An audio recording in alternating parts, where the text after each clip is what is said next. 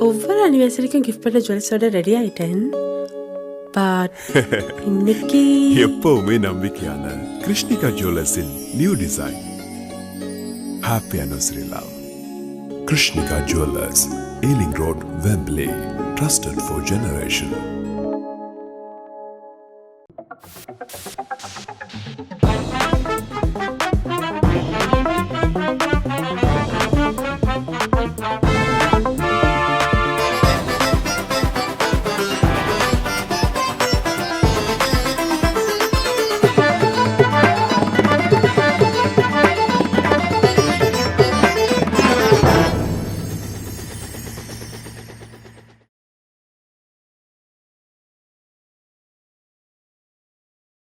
அனைத்துலக உயிரோடை தமிழ் ILC தமிழ் உயிரோடை தமிழில் அன்பர்களே, உலக நகர்வுகள் நிகழ்ச்சி, சிறப்பு உலக நகர்வுகள் நிகழ்ச்சியாக இந்த நிகழ்ச்சி இடம்பெறுகின்றது.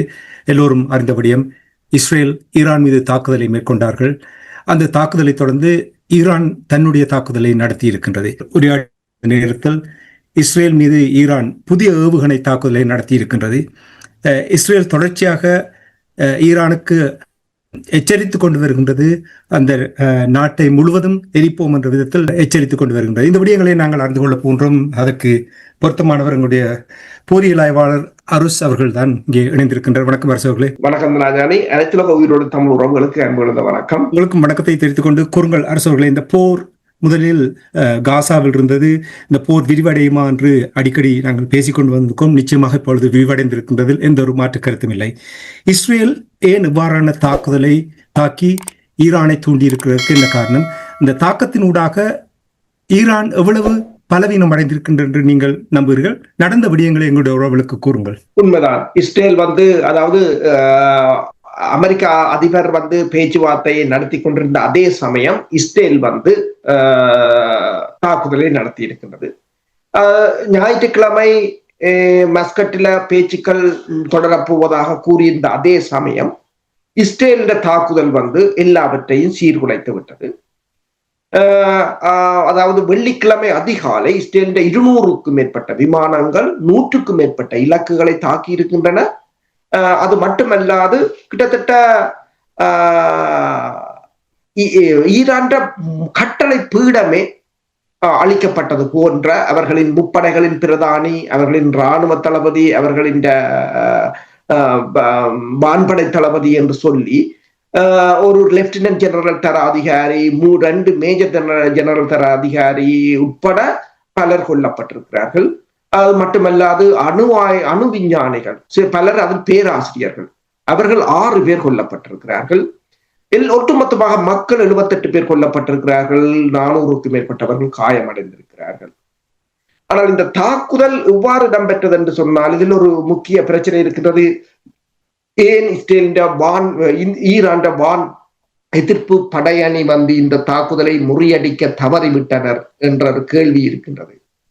ஆனால் இந்த தாக்குதல் உண்மையில் மொசாட் என்ற ஊடுருவலாளருடன் தான் தாக்குதல் ஆரம்பிக்கப்பட்டது. ஒரு சர்ப்ரைஸ் தாக்குதல் என்று சொல்லலாம். அதாவது உக்ரைன் எவ்வாறு ஸ்பைடர் வெப் என்ற ஒரு தாக்குதலை ரஷ்யா மீது மேற்கொண்டதோ அதே போன்றது ஒன்றுதான். அப்ப நீங்கள் யோசிக்கலாம், ஈரான் பலவீனமாகிவிட்டதா என்றால் ரஷ்யாவும் பலவீனமாகிவிட்டது என்றுதான் நாங்கள் அதை இருக்க வேண்டும். என்று சொன்னால் ரஷ்யாவுக்குள்ளும் ரஷ்யாவின் அணு ஆயுத விமானங்களை தாக்கினார்கள் என்று சொன்னார். ஆனால் அது ஒரு கெரில்லா தாக்குதல் போன்றதுதான் இது முதல் செய்தார்கள். என்று சொன்னால் பின்னர் வான்படை விமானங்கள் தாக்குதல் நடத்தின, அது வேறு விடயம். ஆனால் முதலில் ஈரான் வான் எதிர்ப்பு ஏவுகணைகளை, இப்ப S-300 இருக்கலாம், இவற்றை எல்லாவற்றையும் அவர்கள் எவ்வாறு முதல் செயலிழக்க செய்தார்கள் என்று சொன்னால், இந்த உள்ளுக்குள் ஊடுருவிய மொசாட், கிட்டத்தட்ட 1300 மொசாட் உளவாளிகள், நீங்கள் அதை இப்போது பல வாகனங்களை கைப்பற்றி இருக்கிறார்கள். ஹயஸ் வாகனங்கள், டெம்போ ரக வாகனங்கள், பிக்கப் ரக வாகனங்கள், அதற்குள் சின்ன சின்ன பாக்ஸுகள் அடிச்சு அதற்குள் ஆள் இல்லாத தாக்குதல் விமானங்களை கொண்டு உள்ளுக்கு சென்றிருக்கிறார்கள். அப்ப அங்கிருந்துதான் அவர்கள் முதலில் தாக்குதல்களை ஆரம்பித்திருக்கிறார்கள். அதே போல ஈரான் படை தளபதிகளின் இருப்பிடங்கள், வான்தடை படையினரின் தளபதிகளை ஒரு இடத்துக்கு கூடுவதற்கான முயற்சியையும் செய்திருக்கிறார்கள். இதில் 2ஐ நாங்கள் பார்க்கலாம். ஒன்று, இஸ்ரேலின் புலனாய்வு தகவல், இஸ்ரேல் தந்த வளங்களை பயன்படுத்தியது. மற்றது இஸ்ரேல் தனியா இதை செய்யவில்லை. இப்ப ரஷ்யாவின் ஐநாவுக்கான தூதுவர்ன்ற கருத்தின் அடிப்படையில் பிரித்தானியாவின் சிறப்பு படையணி அதுக்கான உதவிகளை வழங்கி இருக்கின்றது. அதே போல அமெரிக்கா வழங்கி இருக்கின்றது. இப்போது இஸ்ரேலின் ஊடகம் ஒன்று தெரிவித்திருக்கின்றது என்னென்று சொன்னால், மன்னிக்கும், இந்த பிரித்தானியாவின் ஊடகம் சொல்லி இருக்கின்றது, அமெரிக்கா இரகசியமாக 300 ஹெல்ஃபயர் ஏவுகணைகளை வழங்கியிருந்ததாம் அண்மையில் என்று சொல்லி. அப்ப எல்லோற்ற பங்களிப்பும் இருக்கின்றது. இது தனியா இஸ்ரேல் தாக்கவில்லை, எல்லாற்ற பங்களிப்பு. ஈரான் தனியாகத்தான் நிற்கிறது, அது ஒரு விடயம். ஆனால் அப்ப ஸ்பைடர் வெப் எவ்வாறு ரஷ்யா மீது செய்தார்களோ அதே போலதான் நடந்த தாக்குதலுக்கும் ட்ரம்ப் எடுத்த முயற்சி, பேச்சுவார்த்தை முயற்சிக்கும் ஏதாவது தொடர்பு இருக்கின்றதா என்றால், அவர்கள் கூறுகிறார்கள் 60 நாட்கள் கால அவகாசம் கொடுக்கப்பட்டது, 61வது நாள் இந்த தாக்குதலை நடத்தி இருக்கிறார்கள். அப்படி என்றால் நேரடியாக அமெரிக்கா இந்த தாக்குதலில் ஈடுபட்டு இஸ்ரேலுக்கு ஆதரவு வழங்கி இருக்கின்ற என்று நாங்கள் கருதலாமா? அதாவது இதில் நீங்கள் ஒன்றை பார்த்தீங்கன்னா, 2 தாக்குதல்களையும் தெளிவாக செய்திருக்கிறார்கள். ஒன்று உக்ரைன் ஸ்பைடர் வெப், அதே போன்று இது திட்டமிட்டிருக்கிறார்கள். இரண்டையும், அதாவது உக்ரைன் தாக்கிய பிற்பாடு இஸ்ரேல் காலதாமதம் செய்ய முடியாது. ஏனென்று சொன்னால் அந்த தாக்குதலின் பிரச்சனை, அந்த தாக்குதல் தொடர்பான எல்லா நாடுகளும் விழிப்படைந்தால், ஈரான் தன்னை சுதாகரித்துக் கொண்டால் இஸ்ரேலின் திட்டம் பிழைத்துவிடும். உதாரணமாக நீங்கள் பார்க்கலாம், ஹிஸ்புல்லாக்கள் பகுதியில் அந்த மொபைல் போன்களை வெடிக்க வைத்திருந்தார். அதே போன்றதுதான். அப்ப திட்டம் பிழைக்க போகுது என்றவர்களுக்கு தெரிந்து விட்டது. திட்டம் பிழைத்தாலும் என்றதுக்காகத்தான் தாக்கி இருக்கிறார்கள். இப்ப நீங்கள் கூறியது போல இந்த ட்ரம்பின் 60 நாள் என்றது ஈரான் என்ற கவனத்தை திசை திருப்புவது. அதாவது இஸ்ரேல் தனது ஃபைனலா எல்லாவற்றையும் தாக்கி அழிப்பதற்குரிய செயல் திட்டத்தை இஸ்ரேல் வகுக்கின்ற அந்த 60 நாட்களும் ட்ரம்ப் ஒரு ஈரான் கவனத்தை சிதறடிப்பதாகத்தான் ட்ரம்ப் அதனை மேற்கொண்டிருந்தார். ஆனால் பிரச்சனை வேண்டும் என்று சொன்னால், இப்ப ஒன்றை நாங்கள் பார்க்கலாம். இவர்கள் அடித்த பிற்பாடு ஒன்றை கூறினார்கள். அதாவது வெள்ளிக்கிழமை எல்லா ஊடகங்களையும் பார்த்தால் ஈரான் ஏதோ அழிந்து விட்டது போலதான். நான் பார்த்த போது கூட கட்டளை பீடம் முற்றாக. அதில் 2 பிரச்சனைகள். ஒன்று, ஈரான் இப்ப சரி, அதற்கு முதல் நான் இன்னொன்றை கூறுகிறேன். அப்ப எல்லோரும் யோசித்தார்கள் என்னென்றால், ஈரான் முற்றாக அழிந்து விட்டது, ஈரானால் எழும்ப முடியும். ஆனால் ஈரான் மீண்டும் அடித்திருக்கிறது பெருமளவான ஏவுகணைகளை, அதாவது வெள்ளிக்கிழமை இரவு இஸ்ரேல் மீது. அப்ப இதில் என்னென்று சொன்னால், முதலில் எல்லோரும் யோசித்தது ஈரான் ஏவுகணை தளங்கள் அனைத்தும் அழிக்கப்பட்டு விட்டன, ஈரான் ஆயுதங்கள் அழிக்கப்பட்டு விட்டன. ஆனால் ஈரான் ஆயுதங்கள் அண்டர் கிரவுண்டுக்குள்ளேயோ பாதுகாப்பாக இருந்திருக்கிறது என்பதை தாக்குதலை ஒப்பிட்டு பார்த்தார். இஸ்ரேல் அடித்த தாக்குதலினால் ஏற்பட்ட சேதமும் ஈரான் தாக்குதலினால் ஏற்பட்ட சேதத்தையும் ஒப்பிட்டு பார்க்க முடியாத அளவுக்கு இருக்கின்றது என்றால், இது ஒரு சிறிய ஒரு தாக்குதலாகவும் அது ஒரு பெரிய தாக்குதலாகவும் தான் இவர்கள் தெரிவிக்கிறார்கள். அவ்வாறு இல்லையா? உண்மைதான். இதைத்தான் நான் கூற வந்துவிட்டு இதை கூறினேன் என்றால், இனித்தான் அதை கூற வேண்டும். ஏனென்றால் ஈரானை பொறுத்தவரையில் இஸ்ரேலையும் பார்த்தீங்கன்னா ஆக்டிவ் ப்ரோ ஆக்டிவ் என்று சொல்லலாம். Reactive proactive. அவங்க ப்ரோஆக்டிவா இருக்கிறாங்க. இப்ப நீங்கள் பாத்தீங்கன்னு சொன்னால், ஈரான் தாக்குதல் இஸ்ரேல் ஊடகமே சொல்லியிருக்கிறது 30 ஏவுகணைகள் வீழ்ந்து படித்திருக்கிற தளங்கள். கிரியா என்பது அமெரிக்காவின் பென்டகனை ஒத்தது, இஸ்ரேலின் பாதுகாப்பு தலைமையகம். அது இருக்கிறது மக்கள் குடியிருப்பு உள்ள பகுதி. அதைத்தான் ஃபாக்ஸ் செய்தி நிறுவனம் சொல்லியது. அதாவது பொதுமக்களின் ஷீல்டாக வச்சுக்கொண்டு, அவர்களை கேடயமாக வைத்துக்கொண்டு உங்கள் படைத்தளங்களை பொதுமக்களின் செறிவான இடங்களுக்குள் வைத்திருக்கிறீர்கள் என்று சொல்லி. ஏனென்றால் அடித்தால் பொதுமக்கள் இறந்தால் பொதுமக்களை அடித்து விட்டார்கள் என்று சொல்லலாம் என்றதுக்காக. ஆனால் வெள்ளிக்கிழமை இடம்பெற்ற தாக்குதல் அதன் மீது விழுந்திருக்கின்றது. அப்போது ஏன் அங்கு உயிரிழப்புகள் ஏற்படவில்லை? அவர்கள் பாதுகாப்பாக பதுங்கு குழிகளுக்குள் தான் இருப்பார்கள். இப்ப உதாரணமா பார்த்தீங்கன்னு சொன்னால், இஸ்ரேல் தாக்கிய மறு நொடி அமெரிக்காவின் ஏர்ஃபோர்ஸ் 1 என்றது அரசு தலைவருக்குரிய விமானம். அதே போன்று இஸ்ரேலுடைய விமானம் புறப்பட்டு சென்று விட்டது நெத்தனியாகும். அவர்கள் வேறொரு நாட்டுக்கு சென்று விட்டார்கள். அதே போன்று இஸ்ரேலின் அத்தனை போக்குவரத்து விமானங்களையும் கொண்டு போய் சைப்ரஸ்ல வைத்திருக்கிறார்கள். எல்லாம் வேக்கண்ட். அவங்களுக்கு தெரியும் அடிச்சால் இழப்புகளை குறைக்க வேண்டும். இப்ப மக்களுக்கு பாருங்கள், நேற்று 40 லட்சம் 4 மில்லியன் மக்கள் இடம்பெயர்ந்து இஸ்ரேல்ல இங்க எல்லாரும் ஷெல்டர் இருக்குல்ல, மெட்ரோவாக இருக்கலாம், அவங்களுக்கு ப்ரிப்பேர்ட். ஈரானை நீங்கள் எடுத்து பாருங்க, அப்பார்ட்மெண்ட்ல முக்கிய தளபதிகள் சும்மா நித்திர கொள்றாங்களப்பா. இஸ்ரேல் மொசாட் இவ்வளவு தூரம் வேலை செய்யும்ன்றது உங்களுக்கு தெரியும். அப்ப நீங்கள் கண்ணும் கருத்துமாக இருக்க வேண்டும். அப்ப நீங்கள் எல்லோரும் சரி விமானப்படையினர் எல்லாரும் ஒன்றா கூறுறீங்க, கேர்லெஸ், முழுக்க கேர்லெஸ். இப்ப இழப்பு அடி இரண்டும் சமந்தான். அடியை பொறுத்தவரையில நான் அது பெருசு இது பெருசு என்று நான் கூற மாட்டேன். இழப்புகளை தவிர்க்கும் முறையில நீங்கள் விட்டது பிள்ளை. இவர்கள் கடுமையான பாடத்தை படிக்க வேண்டிய ஒரு நிலை இருக்கிறது. இப்ப ரஷ்யாவிலும் நாங்கள் ஒன்று கூறினோம். இப்ப ரஷ்யாவின் விமானங்களை தற்போதைய நிலையில் எவன் ஐக்கிய நாடுகள் சபையின் விதியை மதிக்கிறான்? ஒருத்தரும் இல்லை. பிறகு ஐக்கிய நாடுகள் சபையின் விதியை மதிச்சு நீங்களே அந்த அணு ஆயுத விமானத்தை தரையில நிறுத்தணும், மெட்டாக்கள் பார்க்கணும் என்று இப்ப எங்கேயாவது ஐக்கிய நாடுகள் சபையின் விதி எங்கேயாவது நடைமுறையில் இருக்கா? இல்ல தானே. அப்ப இது அது ரஷ்யாவோட தவறு. அப்ப என்னடா, pay attention O pay the price. இல்லை, இப்போ நீங்கள் கூறும்பொழுது, அதாவது இப்போ நீங்கள் கூறினீர்கள் பாடத்தை கற்றிருக்க வேண்டும் என்று. உங்களுக்கு தெரியும், ஹிஸ்புல்லாவுடைய தலைவர் ஹனி முகமது அவர்களை ஈரானுக்குள் வச்சு தாக்குதல் செய்தார்கள். அதுக்கு ஊடுருவி அங்கே தாக்குதலை செய்தார்கள். அப்பொழுது கூட இவர்கள் பாடம் கேட்கவில்லை என்றால் எப்பொழுது பாடம் கேட்பார்? இப்ப தொடர்ச்சியாக இந்த நிலைமைகள் மாறிக்கொண்டு வருகின்றது இல்லையா? உண்மைதான். இப்ப விடுதலை புலிகள் இயக்கத்தை நீங்கள் பார்க்கலாம். அவர்கள் தலைமை பீடத்திலேயோ இல்ல இறுதி யுத்தத்தை விடுங்கள், அதற்கு முதல் அவர்கள் இவ்வளவு பாதுகாப்பாக இருந்தார்கள் என்று ஒரு ஊடக சந்திப்பு 2002ஆம் ஆண்டு இடம்பெற்ற போது கொழும்பிலிருந்து சென்று வந்த ஊடகவியலாளர்கள் சிலர் என்னுடன் கதைத்தார்கள். அவர் கூறினார்கள், அவர்களுடைய அதாவது அவர்களுடைய செக்கிங் முறையை மொசாட் தோத்து போம் என்றுதான் கூறினார். துருவி எல்லாவற்றையுமே ஆராய்ந்துதான் விட்டார்கள். தலைமையில கூடி கிளறி பார்த்தார்களா என்று ஒரு உறவியலாளர் சொன்னார். அவருக்கு அது ஒரு ஆச்சரியமாகவும் இருந்தது. அப்ப என்னன்னு சொன்னால், நீங்கள் அவ்வாறுதான் இருக்க வேண்டும். இப்ப நீங்கள் பார்க்கலாம், வடக்கு கூட்டணி படையணி என்று இருந்தது ஆப்கானிஸ்தான்ல தாலிபான்களுக்கு எதிராக. அப்போது அவங்க என்னென்ற அதன் தலைவரை கொண்டார்கள் என்று சொன்னால், ஒரு ரிப்போர்ட்டர் அவரை பேட்டி எடுக்க சென்றவர். அந்த கேமராவில கன் பொருத்தி இருந்திருக்கு உள்ளுக்கு.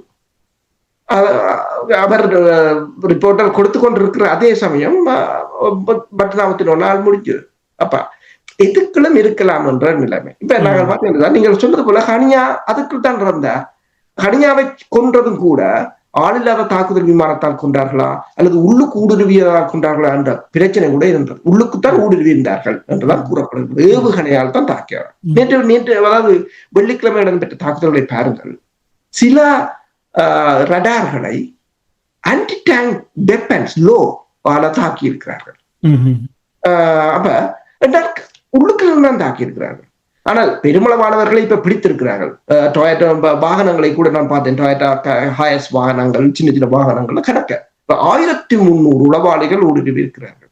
இப்போதுதான் கூறுகிறார்கள் மக்களை இப்ப சந்தேகமான நடமாடுபவர்களாக தகவல்களை தர சொல்லி. நீங்கள் அவங்களை அடிக்க போறாங்க. நீங்கள் ஒரு போருக்குள் இருக்கிறீர்கள் என்ற ஒரு எந்த விதமான நிலையிலும் இல்லை என்பதைத்தான் நிலையிலும் இல்லை. உதாரணமா நாங்க நீங்க பார்க்கலாம், ஈரான் அரசு தலைவர் இருந்தார், வெளிவிவகார அமைச்சர் அரசு தலைவர் இருந்தார். பயணம் செய்வதே பயமான ஒரு காலத்துல அவர்கள் தொடர்ச்சியாக பயணத்தை மேற்கொள்கிறார்கள். ஆனால் இன்னொன்று விதமாக நீங்க பார்க்கலாம், அவர்கள் தளபதிகளை இழந்தாலும் தலைவர்களை இழந்தாலும் உடனடியாக மீண்டெழுந்து விடுகிறார்கள். அடுத்த நிமிடம் பாத்தீங்கன்னா பல தளபதிகள் நியமித்தாச்சு. தாக்குதல் ஒரே மாதிரி. ஆனால் தொடர்ச்சியாக அவர்கள் மீண்டும் தங்களுடைய அணுகுமுறையை மாற்ற வேண்டிய ஒரு நிலைமை ஏற்படுகின்றது. புதிதாக அவர்கள் நியமித்தாலும் அவ்வாறான நிலைமை இருக்கின்றது. இப்ப ஈரான் அடித்த தாக்குதல் எவ்வளவு சேதத்தை ஏற்படுத்தி இருக்கிறது இஸ்ரேல். மேற்கத்திய நாடுகளுடைய தொலைக்காட்சிகள் இவற்றை காண்பிக்க மாட்டார்கள். ஈரானில் நடந்ததைத்தான் காணிப்பார்கள். ஆனால் நிச்சயமாக உள்ளிருந்து இந்த தகவல்கள் எல்லாம் வெளிவருவதற்கான வாய்ப்புகள் இருக்கிறது. எவ்வளவு சேதம் ஏற்பட்டிருக்கின்றது இஸ்ரேலில். வடக்கு இஸ்ரேல் தளங்கள், நவாட்டின் வான்படை தளம், F-35 வான்படை தளங்கள், என்று பல தளங்களில் வீழ்ந்து வடித்திருக்கின்றன. ஆனால் அங்குள்ள கட்டுப்பாடுகள் உங்களுக்கு தெரியும். நீங்களே உங்களுக்கு சொல்லுவீர்கள் அங்கு போய் வரும்போது எவ்வளவு செக்கிங் இருந்தது என்று சொல்லி. அதே போன்றுதான் சமூக வலைத்தளங்களிலும் படங்களை பகிர வேண்டாம், படங்களை எடுக்க வேண்டாம் என்ற கட்டுப்பாடு இருக்கின்றது இஸ்ரேலுக்குள். யாரும் போடக்கூடாது, போட்டால் கைது செய்யப்படுவார்கள், தண்டிக்கப்படுவார்கள்.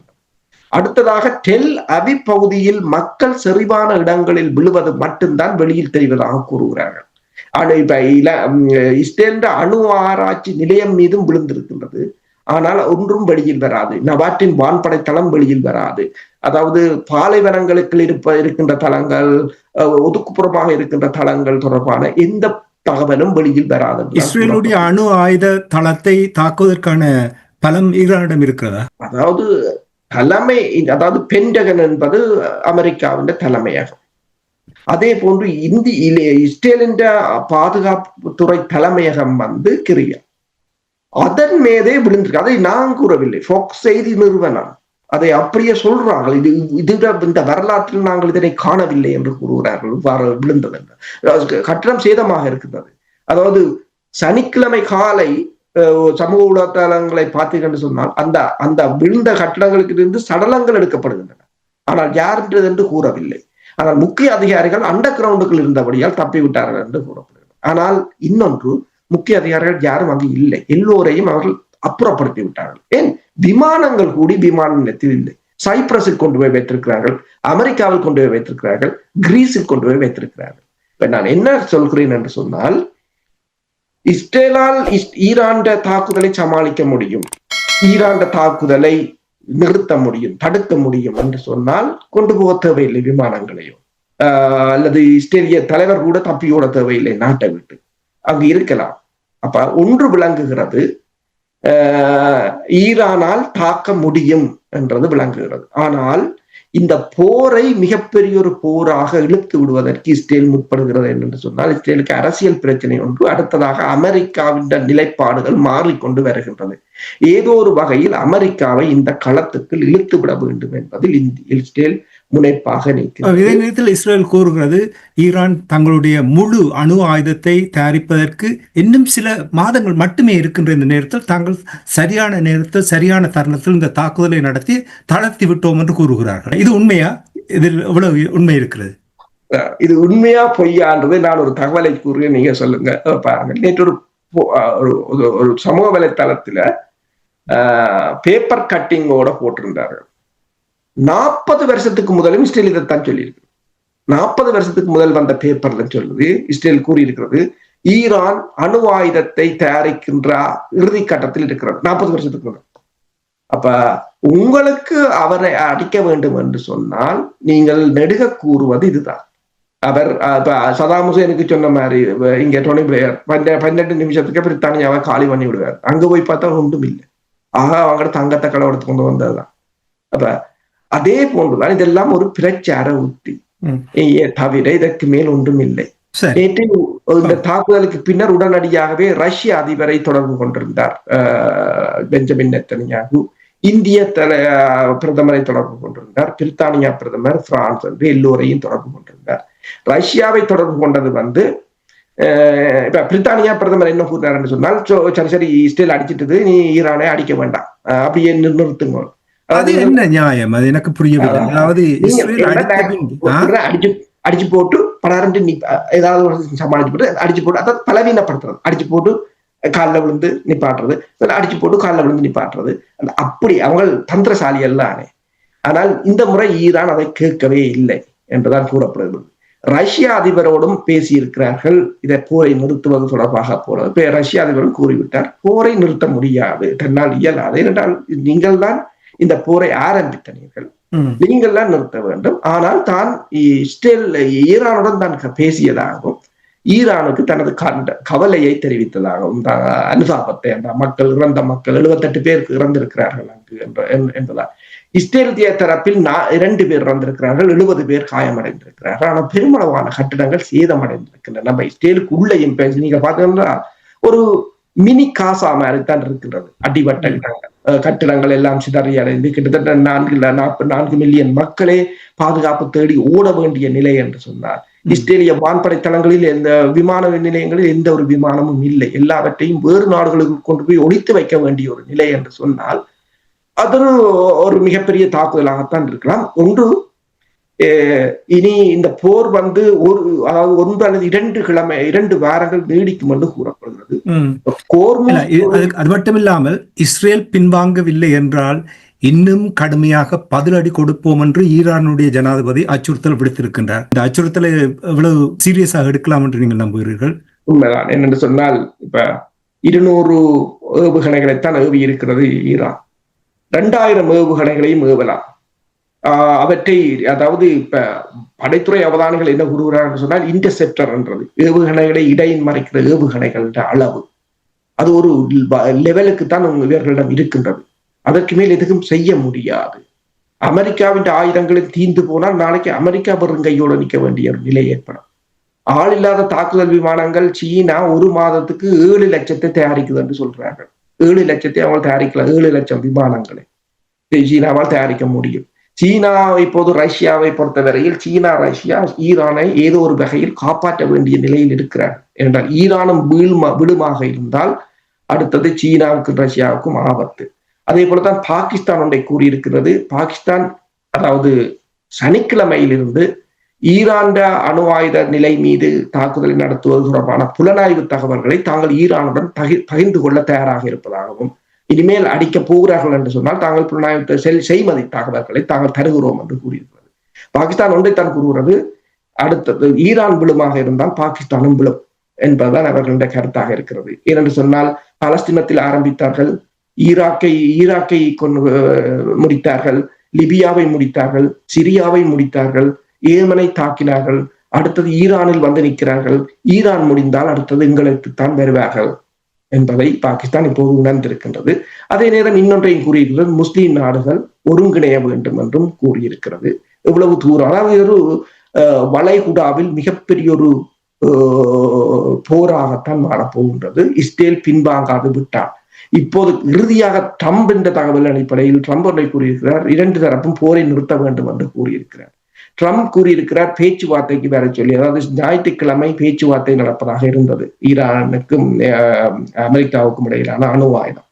ஆனால் பேச்சுவார்த்தைக்கு போன விஞ்ஞானியை கொண்டு விட்டுறார்கள். பேச்சுவார்த்தைக்கு போனவனையே நீங்கள் கொன்று விட்டு மீண்டும் பேச்சுவார்த்தைக்கு வாழ்ந்தால் அவங்க கேன்சல் பண்ணிட்டா பேச்சுவார்த்தை இல்லை என்றே சொல்லி இருக்கிறார்கள்.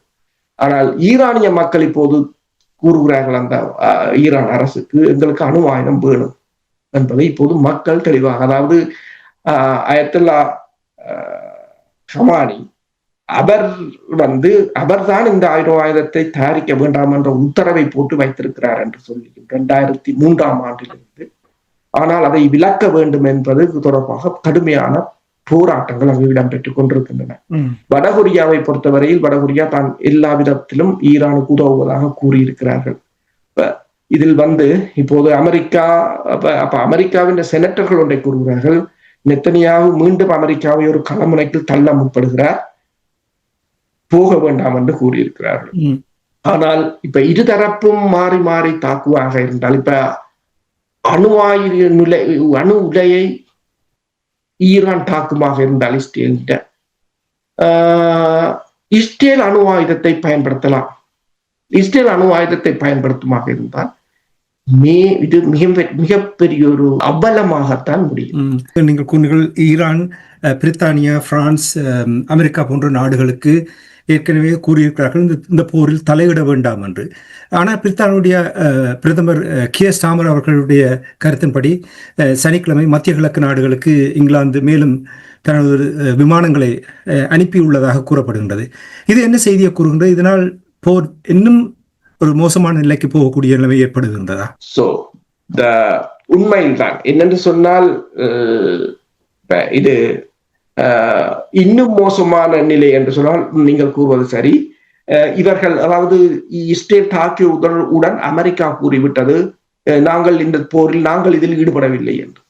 ஆனால் வெளிவந்த காணொளிகளின் அடிப்படையில் அமெரிக்காவின் டேங்கர் விமானம் இஸ்ரேல் F-15 ரக விமானங்களுக்கு சிரியாவுக்கு மேல் வைத்து எரிபொருள் நிரப்புவது தெளிவாக தெரிகிறது. அமெரிக்காவின் புலனாய்வு தகவல்கள் இல்லாமல் தாக்க முடியாது. இஸ்ரேல் கூறியிருக்கிறது தான் தாக்குவதற்கு முன்னர் அமெரிக்கா, பிரான்ஸ், இத்தாலி போன்ற நாடுகளுக்கு தாங்கள் தெரிவித்தோம் என்று கூறுகிறார்கள். இப்போது நீங்கள் கூறியது சரி. அதாவது ஹியர் ஸ்டாமர் கருத்தும் சரி. என்னென்று சொன்னால் KC-3 ரக டேங்கர் விமானங்களை பிரித்தானியாவில் இருந்து சைப்ரஸ் கொண்டு சென்றிருக்கிறார்கள். அப்ப முற்று முழுதாக இந்த நாடுகளின் உதவிகளுடன் தான் இடம்பெறுகின்றது. அதே போன்று ஈரானுக்கும் ஏனைய நாடுகள் உதவிகளை செய்யுமாக இருந்தால் இப்ப ஈரானும் வேணும் என்றால் கேட்கலாம். இந்த வடகொரியா, இஸ்ரேலுக்கு அமெரிக்கா, பிரான்ஸ், பிரித்தானியா போன்ற நாடுகள் உதவுகின்றது. எனக்கும் நீங்கள் உதவிகளை தாருங்கள் என்று பாகிஸ்தானிடமோ அல்லது வடகொரியாவிடமோ கேட்கலாம். நீங்கள் பார்க்கலாம், பாகிஸ்தானிடம் இருந்தது J-10 ரக விமானங்கள், J-17 தண்டர்போல்ட் பிளாக் 3 ரக விமானங்கள், PL-15 அவ்வாறு ஏவுகணை உள்ள ஈரானும் இல்லை. 6 MiG-29 தான் இருக்கின்றது. F-4 பழைய 60ஆம் ஆண்டு விமானங்கள் தான் இருக்கின்றன. ஈரானுக்கே அந்த தடைகள் என்ற போர்வையில் இதனை தடுத்து நிறுத்தி இருந்தார்கள். ஆனால் ஈரானும் அதில் பிழை விட்டிருக்கிறது. இவற்றையெல்லாம் வாங்காது, இப்ப இன்டர்செப்டர் விமானங்களை எல்லாம் வாங்காது விட்டது ஈரான் தவறாகத்தான் பார்க்கலாம். ஈரான் ஒன்றில் தான் பலமாக இருக்கின்றது, டெக்னாலஜி, மிசைல் டெக்னாலஜி. அந்த மிசைல் டெக்னாலஜியும் ஆள் இல்லாத தாக்குதல் விமானம், அதைத்தான் அவர்கள் வலுவாக பற்றி பிடித்திருக்கிறார்கள். அதே போல நீர்மூழ்கி கப்பல்களும். இந்த ஆளில்லாத தாக்குதல் விமானங்களும் ஏவுகணைகளும் தான் ஈரானை இப்போது காப்பாற்றும் 2 ஆயுதங்களாக இருக்கின்றன. இந்த போர் நீடித்தால் ஈரான் தாக்குப்பிடிக்கும் என்று நீங்கள் நம்புகிறீர்களா? ஈரான் வீழ்ச்சி அடையுமாக இருந்தால் இது ஏனைய நாடுகளுக்கு மிகப்பெரிய ஒரு ஆபத்தாக முடியும். எனவேதான் இப்ப ஈரான் தாக்குப்பிடிக்கும் என்று சொன்னால் இஸ்ரேல் தொடர்ச்சியாக அடிக்கின்றது. இஸ்ரேல் எவ்வளவு தாக்கினாலும் ஈரானால் திருப்பி தாக்கக்கூடிய வலிமையில் இருக்கின்றது. அதுதான் இங்க கவனிக்கத்தக்க விடயம். மற்றது அணு உலைகளை இஸ்ரேல் தாக்கினாலும் அவற்றில் இதுவரையில் கசிவுகள் ஏற்படவில்லை. முதலில் இன்டர்னலாக கசிவுகள் ஏற்பட்டதாக கூறினாலும் இல்லை என்று கூறப்படுகிறது. அணு ஆயுத பரிசோதகராக சென்ற ஐக்கிய நாடுகள் சபையின் தலைவர் தான் அணு ஆயுத நிலைகள் தொடர்பான தகவல்களை இஸ்ரேலுக்கு வழங்கியதாக இப்போது புலனாய்வு தகவல்களை ஈரான் எடுத்திருக்கிறது. இஸ்ரேலியன் ஹேக் பண்ணி அவர்களின் கோப்புகளில் இருந்து இதெல்லாம் ஒரு திட்டமிட்ட ரீதியில் தான் இடம்பெற்றிருக்கின்றது. ஆனால் இப்போது நேற்று அடித்த அணு ஆயுத நிலையங்கள் தொடர்பாக ஈரான் கூறும்போது தங்களுக்கு அது தெரியும், அவர்கள் அடிப்பார்கள் என்பதால் அங்கிருக்கிற முக்கிய தளவாடங்கள் மற்றது ஃபியூவல் ரோட்டுகள்ல தாங்கள் வேறு இடங்களுக்கு மாற்றி விட்டதாக கூறுகிறார்கள். இப்ப அவர்களும் ஓரளவு அவர்களிடம் என்றால் இவர் இஸ்ரேலுக்கு பிரித்தானியா, அமெரிக்கா போன்ற நாடுகள் படைத்துறை ஆலோசகர் இருப்பது போல ஈரானுக்கும் ரஷ்யாவோ, வடகொரியாவோ, சீனா போன்ற நாடுகள் மற்றது பாகிஸ்தான் போன்ற நாடுகள் இராணுவ ஆலோசகர்கள் இருப்பார்கள். அவர்கள் கட்டாயம் உதவிகளை செய்வார்கள். அப்ப அவ்வாறுதான் அவர்கள் அதை அகற்றி இருக்கிறார்கள்.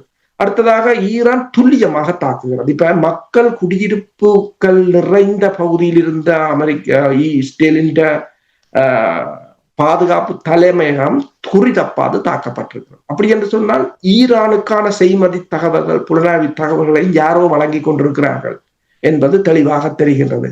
எல்லா தாக்குதலும் பெருமளவில் துல்லியமாகத்தான் வீழ்ந்திருக்கின்றன. அதை நான் கூறவில்லை, மேற்குலக ஊடகங்களை கூறுகின்றன துல்லியமாகத்தான் தாக்குகிறார்கள் என்பதை. அப்ப ஈரானுக்கு இப்ப இஸ்ரேல் தாக்கினாலும் பலவற்றை டீகோய் என்று சொல்கிறார்கள். அதாவது போலியான இடங்கள், உண்மையில் தளங்கள் மாதிரி இருக்கும், ஆனால் அது தளமாக இருக்காது என்ற நிலைமை தான். ஆனால் அதாவது இந்த போர் எவ்வளவு நாள் நீடிக்க போறது என்பதை பொறுத்து தான் இருக்கும். சரி, நாங்கள் நிகழ்ச்சி என்பதை கொண்டு வருவதற்கு சனிக்கிழமை இரவு இஸ்ரேலுடைய வடக்கு இஸ்ரேலில் ஹைஃபா என்ற பகுதியில் நெருப்பு எரிந்து கொண்டிருப்பதாக, ஏவுகணை விழுந்து நெருப்பு எரிந்து கொண்டிருப்பதாக கூட அல் ஜஸீரா நிறுவனம் அதை இப்பொழுது செய்தியாக வெளிப்படுத்தி ஹைஃபா என்ற ஆயில் ரிஃபைனரி தாக்கப்பட்டிருக்கிறது. ஏனென்று சொன்னால் ஹைஃபா என்ற ஆயில் ரிஃபைனரி தாக்கப்பட்டிருக்கிறது. ஏனென்று சொன்னால் ஈரான் ஆயில் ரிஃபைனரியை இவர்கள் தாக்கி இருந்தார்கள் சனிக்கிழமை காலை. எனவேதான் ஈரான் அவர்களின் ஆயில் ரிஃபைனரியை தாக்கி இருக்கிறது. டொனால்ட் ட்ரம்ப் அவர்கள் கூறுகிறார், நீங்கள் மேசைக்கு வாருங்கள், உடனடியாக நாங்கள் இதை நிறுத்தலாம் என்று. என்ன நடக்க போகிறது? இல்ல, ஒன்றைத்தான் நான் கூறினேன். முதலும் உக்ரைன் போரை 24 மணி நேரத்துக்கு நிறுத்தலாம் என்று அமெரிக்கா கூறியது. அது உண்மையா பொய்யா என்றால் நிறுத்தி இருக்கலாம். நீங்கள் புலனாய்வு தகவல்களை நிறுத்தி, ஆயுதங்களை நிறுத்தி, உக்ரைனுக்கான உதவியை நிறுத்தினால் நின்றிருக்கும். இல்லை, நீங்கள் பின்பலமாக கொடுத்து கொண்டு முன்பதாக பேசுகிறீர்கள். அதே போன்றுதான் இப்போதும் இஸ்ரேலுக்கு எல்லாவற்றையும் கொடுத்து கொண்டு, புலனாய்வு தகவலையும் கொடுத்து கொண்டு, திட்டங்களையும் வகுத்து கொடுத்து கொண்டு நிறுத்துவேன், நிப்பாட்டுவேன் என்றால் இது சரி வராது. ஆனால் நான் நினைக்கிறேன், இந்த முன்னே போல தற்போதைய உலக ஒழுங்குல இவர்கள் இந்த ஏமாற்றுத்தனங்கள் பெருசாக எடுபடாது. சரி, நாங்கள் இத்தோடு இந்த நிகழ்ச்சியை கொண்டு வந்து முடிந்தால் நாளை தொடர்ச்சியாக நாங்கள் ஒவ்வொரு நாளும் முடிந்த அளவு நாங்கள் இந்த விடயங்கள் நடைபெறும் பொழுது எங்களுடைய உறவுகளுக்கு எடுத்துக்கு தயாராக இருக்கின்றோம் என்று உறவுகளுக்கு தெரியப்படுத்திக் கொண்டு தகவல்களை உன்னிப்பாக அவதானித்து உயிரோடை தமிழ் உறவுகளுக்கு இஸ்ரேலுக்கும் ஈரானுக்கும் இடையில் நடைபெற்றுக் கொண்டிருக்கின்ற போர் தொடர்பான விடயங்களை எடுத்து வந்தமைக்காக உயிரோடை தமிழ் அன்பர்கள் சார்பாக நன்றி கூறிக்கொண்டு மீண்டும் இன்னொரு நிகழ்ச்சியில் இணைந்திருப்போம். அதுவரைக்கும் நன்றி, வணக்கம். அரசர்களே நன்றி. எமது பார்வையாளர்களுக்கு வணக்கம். மக்களின் குரலாய் ஓங்கி ஒலிக்கும் இலக்கு மின்னிதழ் மற்றும் உயிரோடை தமிழ் வானொலி ஆகிய இவ்விரு ஊடகங்களும் உங்களைப் போன்ற எமது நேயர்கள் நண்பர்களின் ஆதரவிலேயே இயங்கி வருகின்றன. மிக குறைந்த வளங்களுடன் பல இடர்கள் மற்றும் தடைகளை தாண்டி பயணிக்கும் எமது ஊடகங்களின் பணிகள் மேலும் வளர உங்களால் முடிந்த நிதியுதவியை வழங்கி இன்னும் காத்திரமான செயற்பாடுகளை முன்னெடுக்க உதவுமாறு மிகவும் பணிவன்புடன் வேண்டி நிற்கின்றோம். உங்கள் பங்களிப்பு உங்களின் உரிமை குரலாய் ஓங்கி ஒலிக்கும். நன்றி.